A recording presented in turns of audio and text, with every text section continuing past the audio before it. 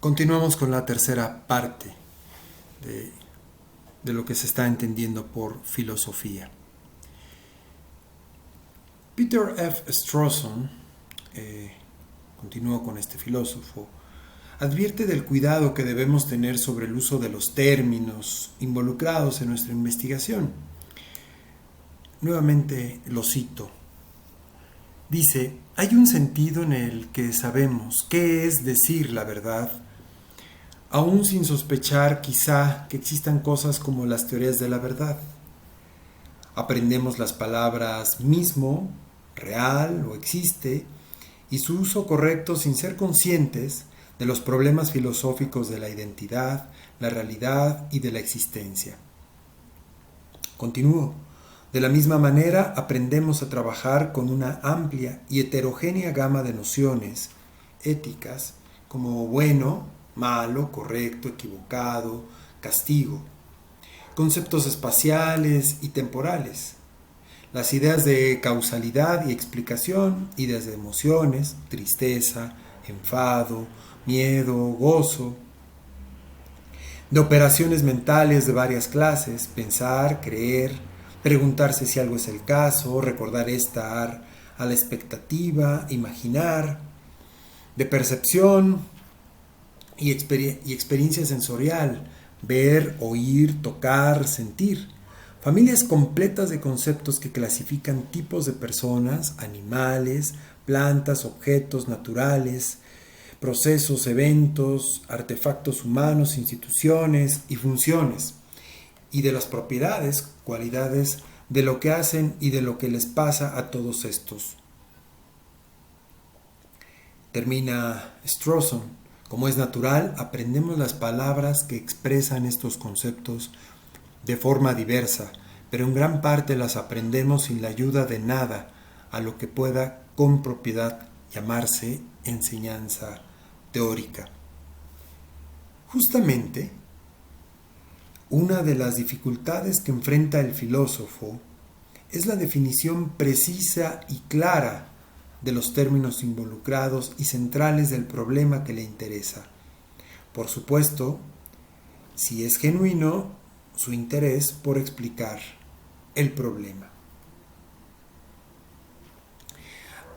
Respecto a lo que señalé en la cita de Strawson, y les sugiero que una vez que ustedes ya pueden verlo en video, regrésenla y léanla con mucho cuidado, extraigan las ideas, ordénanlas, clasifíquenlas, y ustedes verán que ahí está mencionando cómo tenemos categorías para significar, para llamar distintas cosas, desde las propiedades, desde la clase de objetos que hay, desde tipos de eventos que también nos interesa dividir o seleccionar, etc.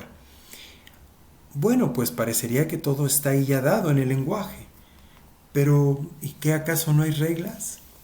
¿Y cómo son ese tipo de reglas para usarlas? Mucho cuidado con lo que estoy diciendo cuando hablo de uso del lenguaje. El uso del lenguaje que aquí hablo es en términos filosóficos, no en el término de la lengua o en sentido gramatical y sus reglas. Yo aquí hablo del uso del lenguaje respecto al cuidado que debemos de tener respecto a la definición o significado que queremos hacer de nuestras experiencias a través de las palabras. Es decir, preguntarnos, lo que quiero describir, lo que quiero significar, lo que quiero explicar, puede darse a través del uso de estas palabras. Y otra pregunta sería, en la comunidad lingüística, en donde todos hacemos uso de las palabras, de los términos, se ha convenido que determinada palabra nos permita significar, describir cierta experiencia. Esas son las cosas que la filosofía analítica nos lleva a reflexionar. Así que, justamente, cabe preguntarnos, ¿qué queremos decir cuando usamos ciertos términos? Y repito, una de las dificultades que enfrenta el filósofo es la definición precisa y clara de los términos involucrados y centrales del problema que le interesa. Por supuesto, repito, si es genuino su interés por explicar el problema, de tal manera que a través de la filosofía analítica evitamos la confusión, la ambigüedad, cuidamos que las definiciones sean precisas y claro, tener y hacer uso de un lenguaje claro.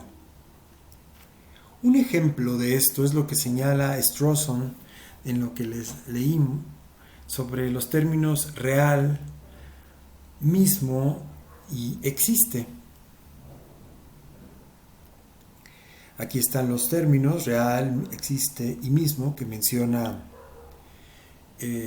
Strawson, pero aquí es interesante analizar los términos real y existe. Utilicemos estos términos para imaginar un caso en el que se ilustre la importancia del quehacer filosófico, del filosofar, dado su rigor y seriedad con que aborda los problemas. Aquí un caso. Imagina que le cuentas a un amigo que estás estudiando filosofía y te dice que no pierdas el tiempo en discutir si las cosas existen o no, que si las cosas son reales o no. Para hacerte desistir y mostrarte que tiene la razón de que estarías perdiendo tu tiempo estudiando filosofía, esta persona golpea la pared que tiene enfrente mientras expresa: mira, toca, ve, esto es una pared, no hay ninguna duda, la pared existe, es real. Las cosas son reales porque existen, continúa esta persona. Ahora, para responderle, podemos valernos de la filosofía analítica para esclarecer lo que dijo y mostrarle que la filosofía no es una pérdida de tiempo. De ahí la importancia de la filosofía analítica como una técnica. Así que, al contrario de que él cree que es una pérdida de tiempo filosofar, estudiar filosofía, le podemos decir que está en un error, que al contrario, la filosofía nos permite que el tiempo que ocupamos en analizar y reflexionar tenga sentido. Así que lo cuestionaremos con, aquí está la pregunta, ¿qué te refieres cuando dices que una cosa es real porque existe? Es decir, continuamos nuestro argumento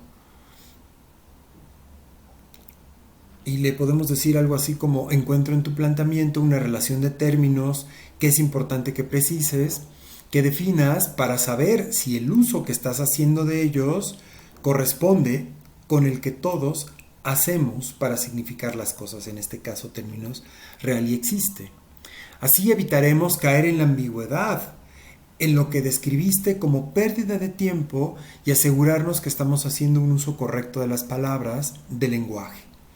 Debemos tener claro qué es lo que queremos significar.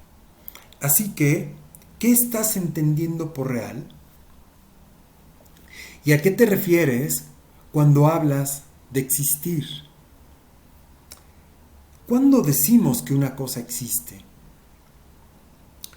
Este ajuste consiste en no dejar a un lado la pregunta: ¿qué es lo que queremos decir? Justamente, la filosofía es el constante inquisidor de nuestros planteamientos, de nuestras creencias. Bueno, espero que ninguno de ustedes esté pensando que estos términos, real y existe, no pertenecen a nuestro lenguaje que utilizamos todos los días para comunicarnos con otros. Sería muy extraño que en algún momento no los han utilizado o escuchado. Aquí una actividad que les sugiero: ¿consideran pertinente que seamos cuidadosos con el uso de las palabras para significar con claridad y precisión nuestras experiencias? Argumenten. Veamos un ejemplo. A ver qué opinan de mi ejemplo. Estoy seguro que nadie puede negar que han escuchado o expresado una frase en la que se ha utilizado lo siguiente: cálculo mental. Supongamos que expresamos: hice un cálculo mental sobre los gastos para viajar el fin de año a Cancún y estos ascienden a... ¿Qué quieren decir con esto? ¿Qué quieren decir con cálculo mental? Revisemos dos posibles respuestas.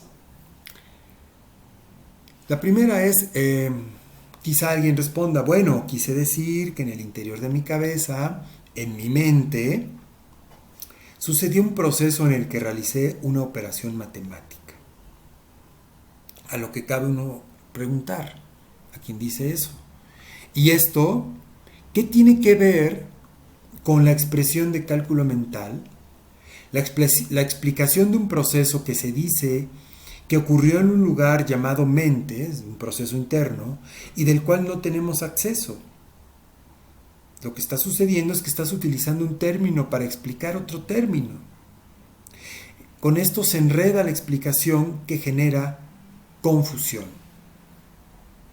Porque ahora resulta que la expresión que acabas de decir tiene como propósito dar cuenta de un proceso que ocurrió en un lugar llamado mente, y no el describir, explicar la acción que realizó la persona, en este caso que realizaste tú. Es decir, estaríamos entrando en un terreno fangoso,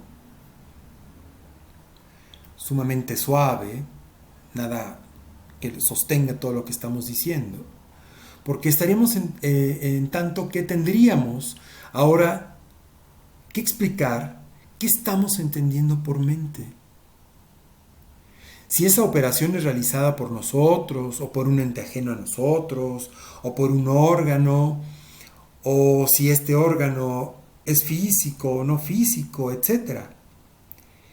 Y si sucede en lo que llamamos mente, y en ese lugar se cuenta con un pizarrón o una libreta, o calculadora semejante a las que nosotros conocemos, o cómo es que se opera en ese lugar. Finalmente, no tenemos elementos para ver si los números que tú calculaste son los mismos que se encuentran impresos en los gastos que todos podemos observar, y si el resultado al que llegó o al que llegaste en tu interior es el mismo al que estás expresando.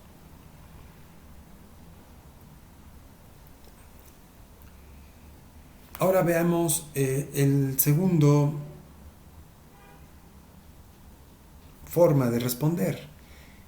Quizá alguien responda: bueno, quise decir que recabé los datos relacionados con los gastos que daríamos o tendríamos que hacer para viajar a Cancún, y realicé una operación matemática, una suma.